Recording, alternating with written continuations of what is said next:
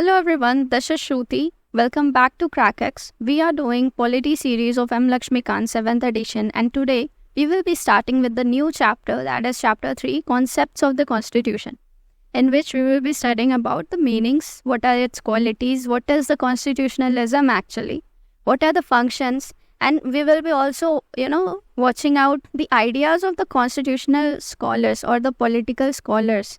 Like, what does they say about the constitution? How do they define the constitution? What are the ideas that they, what are their perspective of saying our constitution or any country's constitution? So this is what is laid down in this chapter. So this chapter is very relevant in terms of your answer writing in the mains, because इसमें आपको इतने सारे comments मिल रहे हैं, famous personalities के and politicians के and scholars के, कि you can use it to enhance your answer writing a lot. So this is what it is. Let's jump to the chapter. So we'll start with the meaning, and it is कि हमारा term जो constitution है वो derived है Latin word constituere से, जिसका actually meaning होता है to set up, to establish or to set up.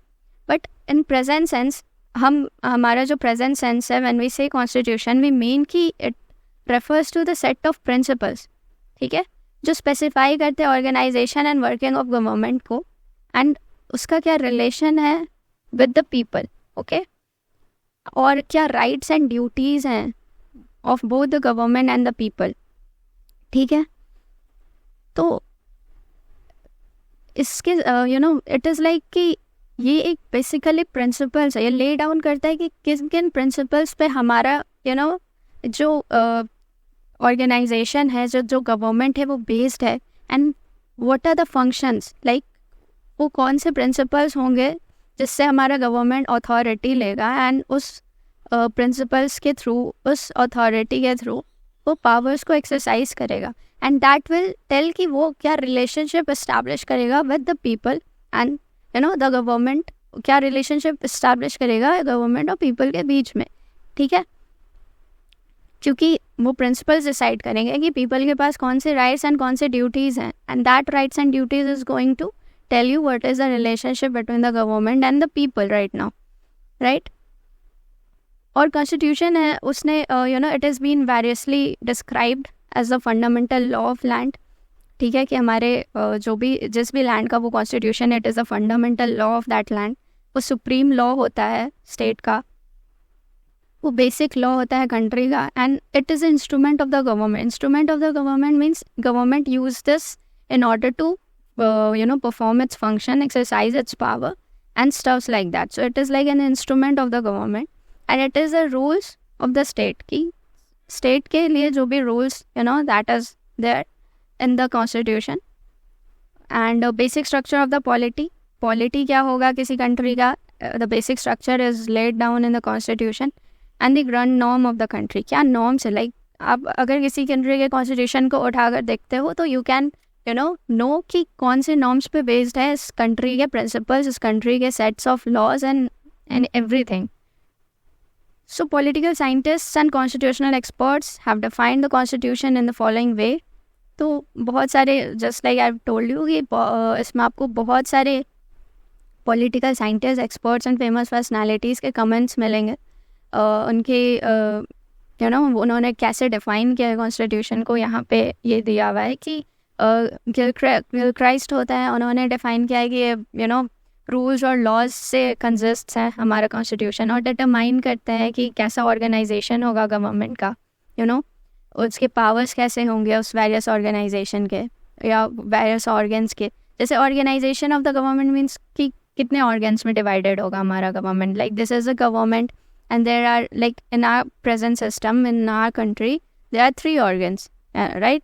There is a legislature in which a parliament is there, executive, and then judicial is there.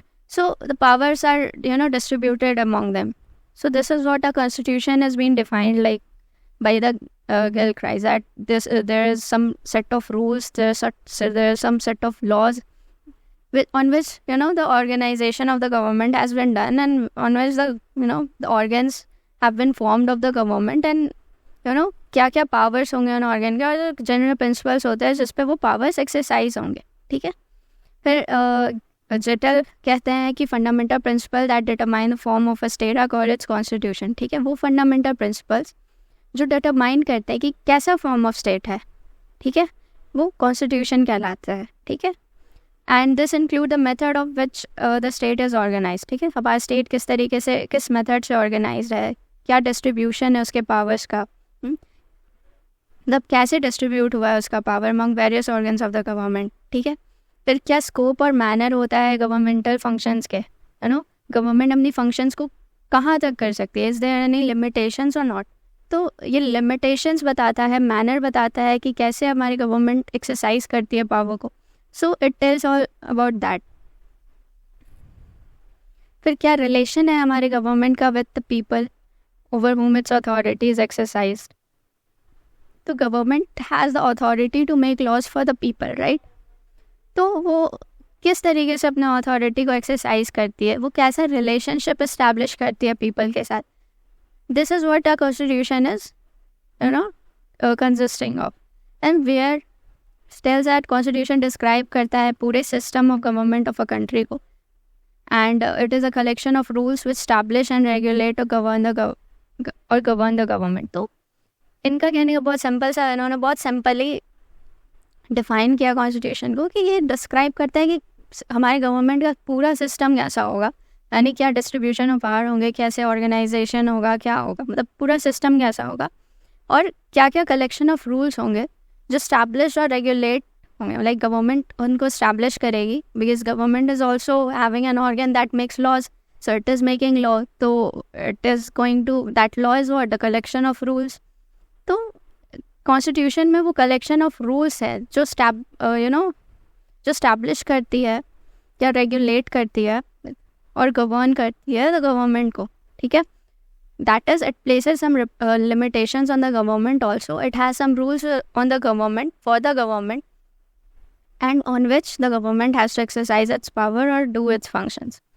Then Wade and Phillips tells की constitution एक document है जो special legal sanctity है which sets out the framework and the principles functions of the organs of the government। सभी same बात ही बोल रहे हैं लगभग, कुछ भी ऐसा डिफरेंट नहीं है, but you know the words, the choice of words and the you know types are different, कि कुछ एडिशन कर कर बोल रहे हैं, कुछ सिंपली लाइक टेलिंग कि हाँ ये whole system of government. So all are saying the same thing and declares the principal governing operations of those organs। तो वो सेम ही चीज़ है कि कॉन्स्टिट्यूशन एक डॉक्यूमेंट है जिसमें बहुत सारे लॉज लिखे हैं स्पेशली, एंड जो कि लेआउट करता है फ्रेमवर्क को, principle functions of the government को, यू नो, कि उसके ऑर्गन्स कैसे फंक्शन करेंगे, और डिक्लेयर करता है उस प्रिंसिपल गवर्निंग, यू नो, उस प्रिंसिपल्स को जो to govern the operation of those organs, right. Like उन ऑर्गन्स को गवर्न करने के लिए क्या क्या प्रिंसिपल्स है, that is let down in the constitution. So all were saying the same thing only. Then what are the functions. तो एक कॉन्स्टिट्यूशनल स्कॉलर है दैट इज एलियट बिल्मर, उन्होंने बहुत ही वेल आइडेंटिफाई किया है फंक्शंस को और बड़ी कम्प्रिहेंसिवली उन फंक्शंस को मेंशन किया है। That is it can declare define the boundaries of a political community, ठीक है। जो भी पॉलिटिकल कम्युनिटी है उसकी बाउंड्रीज कहाँ तक है उसको डिक्लेयर करता है हमारा कॉन्स्टिट्यूशन। ये डिक्लेयर करता है nature and authority of political community, जो भी पॉलिटिकल कम्युनिटी होगी उसका नेचर कैसा होगा, ठीक है, उससे डिफाइन करता है। उसका अथॉरिटी कहाँ से होगा, like what authority does that political community contains, तो it is given in the constitution.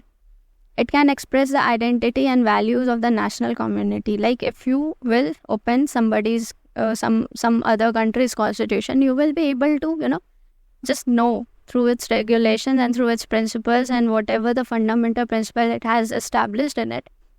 उसके थ्रू आप जान सकते हो कि वो क्या एक्सप्रेस करने की कोशिश कर रहा है, like what is the identity and values of that national community, कि उसके वैल्यूज़ क्या है, and on based on those values you can you know come to a conclusion कि क्या आइडेंटिटी है इस कंट्री की।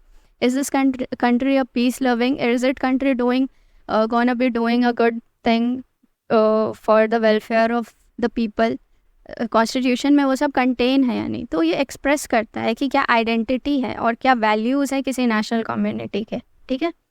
Just like we are having our fundamental duties that states the values, you know, कि क्या values हैं जिसे हमें भी माननी है, जो हमारी ड्यूटीज़ के रूप में है। फिर it can declare and define the rights and duties of the citizen. तो ये डिक्लेयर कर सकती है और डिफाइन कर सकती है कि क्या राइट्स हैं और ड्यूटीज़ हैं सिटीजन्स के, तो पीपल के। जैसे हमारे राइट्स फंडामेंटल राइट्स में दिए हैं, हमारी ड्यूटीज़ क्या है टुवर्ड्स आवर कंट्री, वो दिया है फंडामेंटल ड्यूटीज़ में। सो ये डिक्लेयर करता है कॉन्स्टिट्यूशन। ये इस्टेब्लिश और रेगुलेट करता है political institutions of the community. ठीक है, जितने भी पॉलिटिकल इंस्टीट्यूशंस हैं, it can establish and regulate those political institutions. It can divide share power between different layers of the government और सब स्टेट कम्युनिटीज़। ठीक है, जो भी फेडरल स्ट्रक्चर है या डिस्ट्रीब्यूशन ऑफ पावर का जो भी मतलब फंडामेंटल फ्रेमवर्क है, लीगल फ्रेमवर्क है, वो इसमें दिया हुआ रहता है, दैट इज़ कॉन्स्टिट्यूशन में दिया हुआ रहता है कि क्या क्या लेयर्स होंगे, कौन से गवर्नमेंट के अंडर सब स्टेट हैं, उन जो गवर्नमेंट है सब स्टेट है उनके क्या पावर्स हैं और वो किस तरीके से डिस्ट्रीब्यूटेड है अमॉन्ग ईच अदर। फिर डिक्लेयर करते हैं ऑफिशियल रिलीजियस आइडेंटिटी। ठीक है, of the state, demarcate the relationship between sacred and secular authority. So आप जब किसी की कॉन्स्टिट्यूशन को पढ़ते हो तो यू कैन नो कि वो कॉन्स्टिट्यूशन कैसा है, बिकॉज इट इज़ लाइक ये डिक्लेयर करता है कि उस कंट्री का ऑफिशियल रिलीजन क्या है। जैसे हम अपने कंट्री को सेक्युलर घोषित करते हैं because it is given in our constitution that we perform secular functions. हमारे कुछ लॉज, हमारे कुछ फंडामेंटल लॉज कॉन्स्टिट्यूशन में इस तरीके से दिए हुए हैं दैट प्रूव्स कि हमारा कंट्री या हमारे कंट्री का value is like of a secular country. तो उसी तरीके से जब आप किसी और कंट्री के कॉन्स्टिट्यूशन को पढ़ते हो, यू कैन नो कि वो कैसा पर्टिकुलर रिलीजियस आइडेंटिटी है उसका और क्या रिलेशनशिप है between sacred and secular authorities. ठीक है, जैसे क्या मतलब रिलेशनशिप मीन्स कि कोई एक कंट्री है जिसके under some institutions which are sacred, like some religious institutions are there, some institutions are there that can make laws for the religious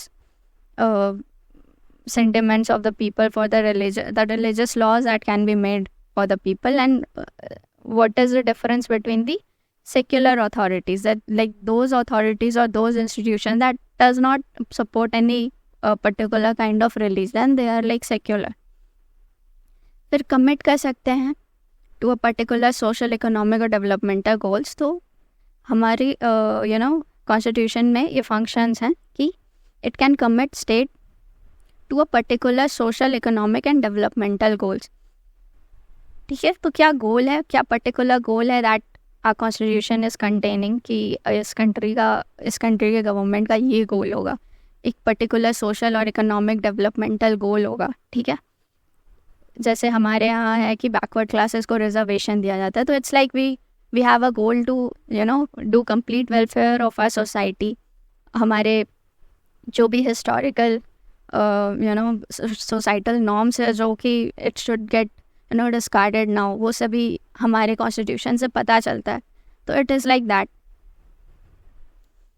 Then it's given the qualities, that there are some qualities or characteristics of a good constitution. These are explained below. तो कुछ qualities और characteristics होता है good constitution के, and वो यहाँ पे दिया है कि ब्रीविटी मीन्स कम से कम शब्दों में, दैट इज़ कॉन्स्टिट्यूशन को प्रिसाइज होना चाहिए और इतने अनवांटेड प्रोविजंस नहीं डालने चाहिए। Like it should be to the point कि क्या आपका कॉन्स्टिट्यूशन, आपके लैंड का फंडामेंटल लॉ कैसा होना चाहिए। It should be precise and it should be to the point. ठीक है, और ज़्यादा डिटेल्स नहीं होने चाहिए कि कन्फ्यूज़न हो जाए इंटरप्रिटेशन करने में उस प्रोविज़न को या उस क्लॉज को। फिर क्लैरिटी होनी चाहिए। ठीक है, कॉन्स्टिट्यूशन को स्पेसिफाई करना चाहिए अपने सभी प्रोविजंस को क्लियर टर्म्स में।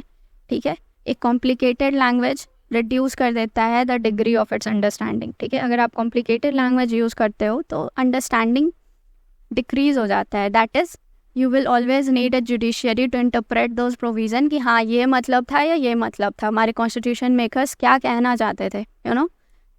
तो अगर आपका लैंग्वेज क्लियर टर्म्स में it should be having a clear term, then only it will be called as a quality constitution. And definiteness होना चाहिए। डिफिनेटनेस दैट इज़ एक डिफिनेट मीनिंग होना चाहिए हमारे कॉन्स्टिट्यूशन में फॉर इट्स प्रोविजंस। ठीक है, ambiguous and different meaning would increase the discretion of the judges in their interpretation. अगर किसी भी कोई भी एक सेंटेंस है जिसके दो मतलब बन रहे हैं तो it can be very difficult for a judiciary to interpret कि एक्चुअली में ये किस पक्ष में है, ये जो भी राइट और प्रोविज़न है, it is what it is saying, is it in a duality और it is having just one meaning. तो एक डिफिनेटनेस होना चाहिए हमारे कॉन्स्टिट्यूशन में, that is it must have a definite meaning. Then comprehensiveness होना चाहिए कि एक कॉन्स्टिट्यूशन शुड बी कम्प्रीहेंसिव, ठीक है, while laying down the powers of the government as well as the rights and duties of the citizen, and it would reduce the scope for controversies and litigations. तो जो constitution है हमारा मतलब ये जो भी पावर्स डालते हैं, पावर्स इसमें ले डाउन है ऑफ द गवर्नमेंट, और जो भी राइट्स और ड्यूटीज़ सिटीजन्स की दी हुई है, it should not B that it should B that comprehensive, इतनी अच्छे से वो समझ आ जाए कि कोई डिस्प्यूट ना हो इन दोनों के बीच में, एंड कोई कॉन्ट्रोवर्सीज ना हो. That is it must reduce the chances of the controversies and litigation. Suitability होनी चाहिए, एक कॉन्स्टिट्यूशन को ऐसा रिफ्लेक्ट करना चाहिए the need of aspirations of the people, कि उस कंट्री के जो पीपल है उनके एस्पिरेशंस और नीड्स के बेस्ड पे the laws should be there in the constitution, and it must be sustained to the historical, socio-cultural, economic, political and conditions of the nation. तो आप कैसे समझोगे कि हमारे पीपल का नीड और डिमांड्स क्या है when you will be focusing on the historical and socio-cultural, economic, political conditions of the nation, right? तो उस हिसाब से you can make the constitution suitable for the citizens of your country. तो stability होना चाहिए, that is एक constitution को ये फैसिलिटेट करना चाहिए कि पॉलिटिकल स्टेबिलिटी मेंटेन हो, अलाउ ना हो इजी टैम्परिंग, ठीक है. This would strengthen the obedience of the citizen to the constitution. If it is like that, एक स्टेबिलिटी मेंटेन्ड है आपके कॉन्स्टिट्यूशन के थ्रू, तो citizens would trust the laws that are there in the constitution and they will be obedience towards the constitution.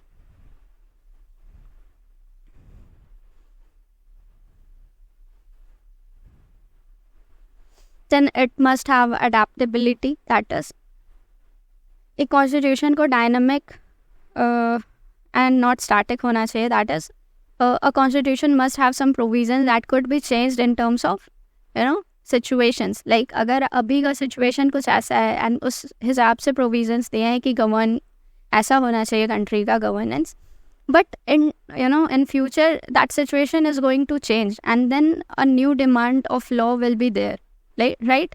अगर situation change होती है तो पीपल के डिमांड्स चेंज होंगे, उनकी नीड्स चेंज होंगी, और ऑन दैट बेसिस हमारे कॉन्स्टिट्यूशन को अडेप्ट होना चाहिए with the upcoming generation and with the upcoming situations.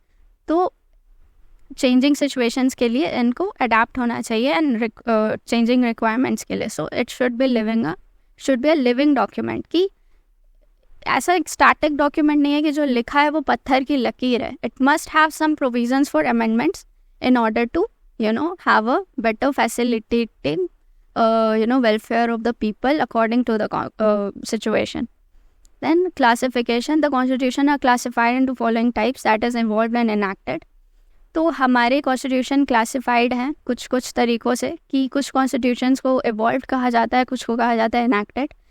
तो on the basis of evolution, constitutions evolved and enacted constitutions में classified हैं, and evolved constitution वो होते हैं जिसका outcome होता है like एक evolved constitution इस तरीके से बनते हैं कि वो gradually evolutionary process के थ्रू जा रहे होते हैं, ठीक है. like they do not have a definite written constitution over there, ठीक है. आप ऐसा कह सकते हो कि जो कंट्री का कॉन्स्टिट्यूशन एक इवॉल्व कॉन्स्टिट्यूशन कहलाता है, उन कंट्री के प्रोविजंस जो होते हैं वो कन्वेंशंस, प्रैक्टिस, प्रिंसिपल्स और जुडिशियल डिसीजंस पर बेस्ड होते हैं, ठीक है. उन्हें कम्युलेटेटिव कॉन्स्टिट्यूशन भी कहा जाता है, and Britain is one such example. Like British constitution is a example of evolve constitution, because उनके पास एक सिंगल डॉक्यूमेंट नहीं है, एक बुक नहीं है, and they are not having a coded constitution, that is they are not having a written constitution. British government के पास कोई written constitution नहीं है. They make laws and provisions on the basis of conventions, practices, principles and judicial decisions. ठीक है, तो जब एक कोई सिंगल लॉ, एक सिंगल डॉक्यूमेंट, एक single book describing the set of rules and regulations are not there, then it is called as a evolved constitution। ठीक है, क्योंकि वो स्लो ग्रेजुअल एवोल्यूशनरी प्रोसेस के थ्रू हमेशा चल रहा होता है। एक इनैक्टेड कॉन्स्टिट्यूशन वो होता है जो डेलिबरेटली कॉन्स्टिट्यूएंट असेंबली और कॉन्स्टिट्यूशनल काउंसिल्स के थ्रू बना होता है और उसे प्रमोट किया जाता है थ्रू अ किंग और अ पार्लियामेंट। ठीक है, that is parliament promoted by making laws and like that। तो it provisions contained in the form of book, तो जो भी इसके provisions है वो written down होते हैं in the form of book, एक document के through और एक series of documents के through। although UK के पास there are a set of rules that are written in the form of document, but there is not a single document। ठीक है, तो documents लिखे होते हैं, डॉक्यूमेंट्स में प्रोविजंस दिए होते हैं, बट सारे provisions is not there in the document. Okay, कुछ प्रोविजंस बिल्कुल भी आपको कहीं भी किसी भी डॉक्यूमेंट में नहीं मिलेगा in Britain. So there is not a single document and there is not also a series of document. ठीक है, so that is why UK, even though it is having some documents for some provisions, it is not considered as a enacted constitution, having an enacted constitution। So it is also known as a conventional constitution, and the American Indian constitution are good examples of this regard। So we are having a whole book of constitution written down very carefully and very precisely, although being precise it is a very long constitution। and some countries have a document that is containing, मतलब एक document होता है जो पूरे provisions of पूरे laws of the country को contain करता है, और कुछ के सीरीज ऑफ डॉक्यूमेंट्स होते हैं। ठीक है, then written unwritten is same as the evolved and enacted, कि जो रिटन होते हैं उन्हें आप इनैक्टेड समझ सकते हो, and unwritten are like evolved ones. ठीक है, कि एक रिटन कॉन्स्टिट्यूशन होता है जिसके provisions in the form of book, document या सीरीज के फॉर्म में लिखे होते हैं, और it conscientiously formulated and adopted by a body known as constituent assembly। तो एक असेंबली होती है जहाँ पर ये अडॉप्ट होते हैं। ठीक है, एंड एक डॉक्यूमेंट्री कॉन्स्टिट्यूशन भी कहा जाता है, इसे कोडिफाइड कॉन्स्टिट्यूशन भी कहा जाता है। तो written constitution is also known as documentary constitution and a codified constitution. ठीक है, तो इसके एग्जाम्पल्स है USA, Canada, Japan, France and India. ठीक है, ये सब good examples of written constitutions हैं। Then unwritten constitution is the same, कि in the form of इनके provision in the form of conventions, practice, principles, charters, statutes and judicial decisions के form में होते हैं। तो it likes कि ये historical evolution and not deliberately formulated by a body। तो किसी body के through deliberately formulated नहीं होता है, just like in written constitution it was deliberately formulated by a constituent assembly, but ये किसी भी body के through formulated नहीं होता है, it is like a historical evolution। ठीक है, तो इन्हें नॉन डॉक्यूमेंट्री कॉन्स्टिट्यूशन या अनकोडिफाइड कॉन्स्टिट्यूशन भी बोला जाता है, and UK, New Zealand, Israel are the good examples of unwritten constitution. तो यहाँ पे भी दिया है कि रिटन और अनरिटन कॉन्स्टिट्यूशन मोर और लेस सेम ही होता है between evolved constitution and enacted constitution। okay,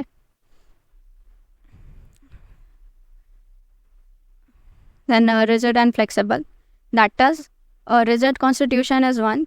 तो इससे हम यहाँ पे समझ लेते हैं, इतना कुछ देखने का ज़रूरत नहीं है। किसी rigid constitution is one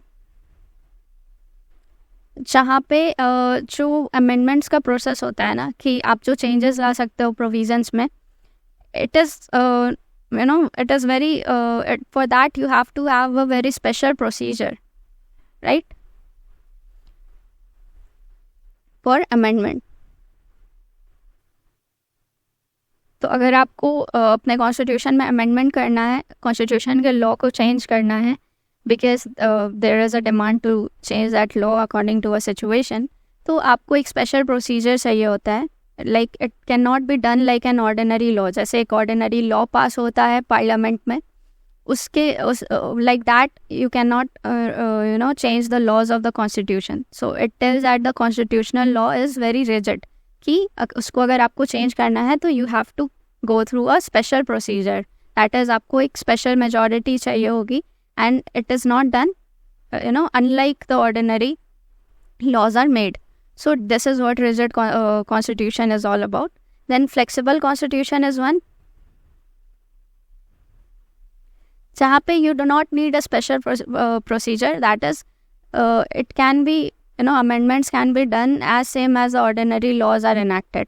तो जो कॉन्स्टिट्यूशनल के लॉज है वो बहुत ही आसानी से चेंज किए जा सकते हैं अकॉर्डिंग टू सिचुएशन. जब भी आपका मन करे you can just like you enact a ordinary law, you can change the the laws of the constitution by simple majority. एक ordinary law कैसे,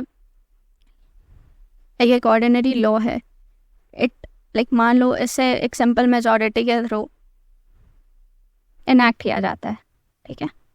तो the same simple majority will be used for doing some amendments in the constitution also.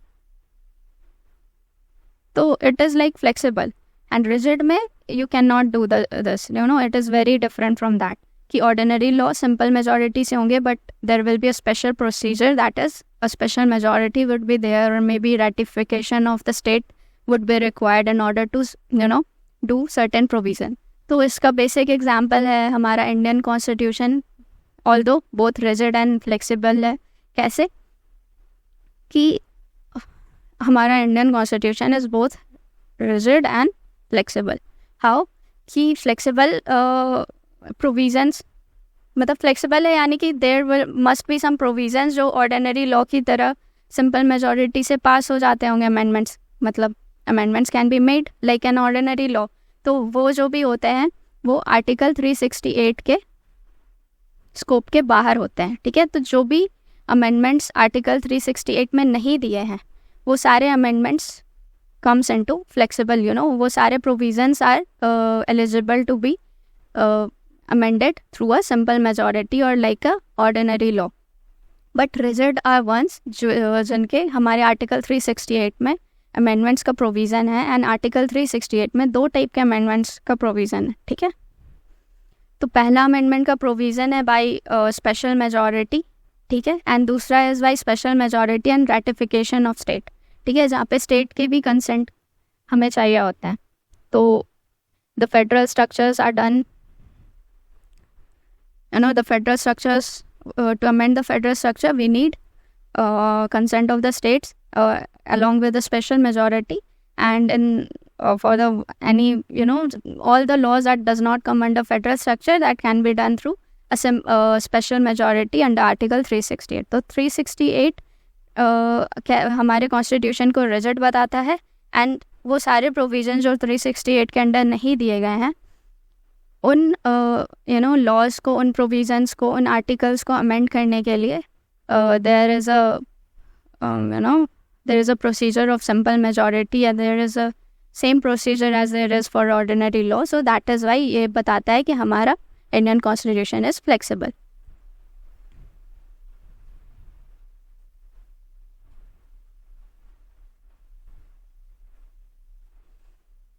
So this was all about it. आप एक बार इसको read कर लेना. And this classification was given by Lord James Bryce. So this you can read and understand.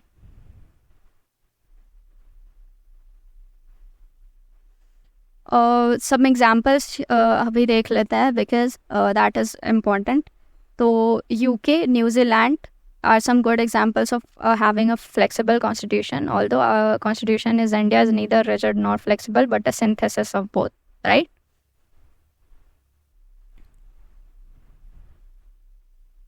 Okay, then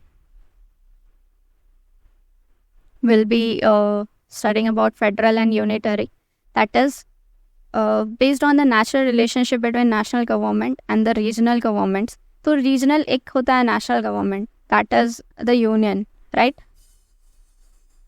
And there are some states, like there is a country which is as a whole called as a national government, and there is a regional government that are for the states, right? तो इन दोनों की relationship कैसा है, that is what we call as federal और unitary. तो अगर national government is like कि ये जो भी लॉज बनाएंगे वो मानना होगा स्टेट्स को भी, like that is bounding to the states also, and all the authorities and all the power are under national government only. ठीक है, under the union government. And union government अगर चाहे तो थोड़े से पावर्स स्टेट्स को दे सकती है, but that discretion is also with the union government only, कि ये चाहेगी तो ये पावर डिस्ट्रीब्यूट करेगी. ये कॉन्स्टिट्यूशन के फंडामेंटल लॉ में ऐसा नहीं दिया है कि कि स्टेट्स को भी पावर डिस्ट्रीब्यूट होने चाहिए. तो अगर ऐसा प्रोविज़न होता है जहाँ पे union is having most of the powers and all the not just most of the power, but it's kind of सभी पावर्स यूनियन के हाथ में होते हैं, and even the discretion to distribute those power with the states are also under the union government, then it is called as a unitary type of government, right? Federal type of government is where the states is also having some the equal distribution of power is between the union and the state, and it is a federal structure, that is a federal government. So this is what it is given. And union government mein states are state acts like a subordinate of the union government. State government is like a subordinate. But in the federal, state is also having their independent powers like the union is having, and there is a distribution of powers. Okay, so in our country, okay, we are practicing both unitary and kind of a federal structure. Although हमारे constitution में ये mention है कि हम federal structure ही follow करते हैं, but जब आप सेंटर स्टेट रिलेशनशिप पढ़ते हो तो यू वुड नो कि फेडरल स्ट्रक्चर फॉलो तो होता है, बट थोड़ा सा बेंड यूनिटरी गवर्नमेंट के तरफ है, कि even though we are giving federal we are practicing federal structure, we are having a distribution of power between union and states, but most of the powers are given to the union only. जो last में authority होती है, या जहाँ पे अगर आपको compare करना हो पावर को, तो विल ऑलवेज सी कि जो बेंडिंग है वो थोड़ा यूनियन की ओर है पावर का. तो यहाँ पे बस हम एग्जांपल्स देख लेते हैं. You can just read it and you will know कि federal constitution is prevalent in USA, Switzerland, Australia, Canada, Russia, Brazil and some other states. And unitary constitution is prevalent in UK, France, Japan, China, Italy, Norway and other states. And it is written कि India फिर से synthesis of both federal provision and unitary provision है, and इसलिए इसे quasi federal बोला जाता है. Quasi means it is not, it seems like federal but is not actually a federal constitution. It's not a federal government that has been practicing over here. So this is what was given by K.C. Ware. So it is K.C. Ware who calls India as a quasi-federal, for having a quasi-federal constitution or quasi-federal government. So procedural and prospective type of, that we are studying the classifications of the constitution. So our constitution is also classified as procedural and prospective. So according to constitutional scholar Elliot Bulmer, who also, has given a comprehensive function of a constitution, has, classified constitution as two broad constitutional archetypes, that is procedural and prospective. So इसमें difference ये है कि मतलब difference on the basis of nature and purpose है, ठीक है. तो procedure constitution define करता है legal and political structure of public institution. जो भी पब्लिक इंस्टीट्यूशंस होंगे थ्रू द कॉन्स्टिट्यूशन, उसके लीगल और पॉलिटिकल स्ट्रक्चर को डिफाइन करता है और एक लीगल लिमिट लगाता है गवर्नमेंट के पावर में, ठीक है, और प्रोटेक्ट करता है डेमोक्रेटिक प्रोसेसेस और फंडामेंटल ह्यूमन राइट्स को. So it is like based on the principle of democracy. Like ideal democracy में जैसा प्रिंसिपल्स होता है कॉन्स्टिट्यूशन में, it is like the procedural constitution is having the same thing. And in addition to describing how government functions, a perspective constitution, जो perspective constitution है, assume करता है या अटेम्प्ट टू इम्पोज करता है a broad consensus on common societal goals and public authorities must strive to achieve. तो यहाँ पे it's like different institutions are made for different purposes, and the political structure of all those institutions are are laid down in the constitution, are defined in the constitution. But यहाँ पे एक common goal होता है, societal goal होता है, और जो भी public authorities होती है, जो भी institutions होती है, उन सबको उस common goal को achieve करने के लिए काम करना रहता है. That is what the prospective constitution is all about. Then we'll talk about constitutionalism and constitutional government. So see, the constitutionalism is nothing but, it is said that if a country is having a constitution, doesn't mean that it would be having a constitutionalism also. Why? Because constitutionalism is based on the ideals of the, democracy. तो जो democracy के ideals पे based है जो constitution, that is the country which is actually, performing constitutionalism and not mere having just a constitution. तो constitution तो हो सकता है, but not necessarily be having a constitutionalism. जैसे जिस country में dictatorship होता है, जो dictator बोलता है वही law होता है, उसमें उसे constitution, उस country में अगर constitution है तो हम नहीं कह सकते कि उस country में constitutionalism भी है. ठीक है? तो there are some countries जिनके पास नाम का constitution है, but they do not follow democratical ideals or practices. That is why we say कि constitutionalism उस country में नहीं है. ठीक है? तो ये recognize करता है need for both government with power, but at the same time insist some limitations. तो government पे जब तक limitations नहीं होंगे, it will be following arbitrary powers. That is, it will be making laws on its own, and that would not be having a reasonable reason behind it. तो जो भी laws होने चाहिए government के, it must contain some reasonable reasons. That is it must be there for the welfare of the people and not just the welfare of the government. So अगर किसी government में limitations नहीं है, if a government is exercising unlimited powers, then it will be considered not as a constitutionalism, but even though if that country is having a constitution, it is not practicing constitutionalism. Okay? Then concept of constitutionalism is that polity and constitution. ठीक है? वही चीज़ है कि एक limited government and rule of law होना चाहिए. ठीक है? जो कि आर्बिट्रेरी, डिस्पोटिक और अथॉरिटेरियन या टोटलिटेरियन रूल को अगेंस्ट हो, अपोज करे.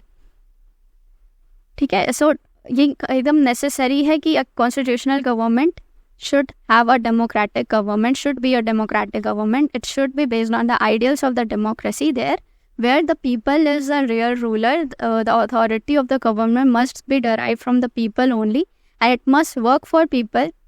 It must be made by the people, for the people, and to the people.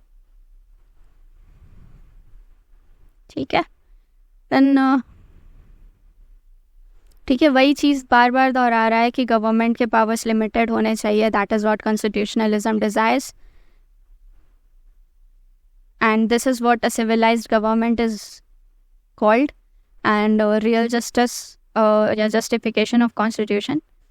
Limited government होगी तो ही कॉन्स्टिट्यूशनलिज्म कहलाएगा. That is there should not be scope of government to perform unlimited powers or arbitrary powers. That is what real constitutionalism is all about. So यहाँ पे definition दिया है by some scientific politicians, scientists and famous personalities. That is, concept of constitutionalism and constitutional government have been defined in the following way. तो ये सारे comments है by Friedrich, Roukek and Weir, then Bema. तो ये सारे इनके definitions हैं. आप बस एक बार रीड कर लोगे, you will be knowing that, because आपने समझ लिया है कि कॉन्स्टिट्यूशन होना और कॉन्स्टिट्यूशनलिज्म होना, इसमें क्या अंतर है. Then elements, what are the elements of the constitutionalism. That is, constitutional scholar Louis Henkin identify 8 elements that is a feature or principle of constitutionalism, and these are mentioned below. कि popular sovereignty होती है, rule of law होता है, that is law that established by the law. ठीक है? The procedure established by the law should be followed. That is what rule of law is. Then democratic government, that is a responsible and accountable government should be there, where a government should be accountable to the people, or to, it must be, always open for the questions and criticism, and it should be a responsible government. Then separation of power, that is check and balance. Then, there must always be a check and balance system that should be there. And an independent judiciary must be there. ठीक है, judiciary independent होना चाहिए. That is there should not be any influence of union government or any state government over the judiciary. Judiciary must be always independent to interpret the arbitrary laws or interpret the laws of the constitution, and should be always there for the welfare of the people.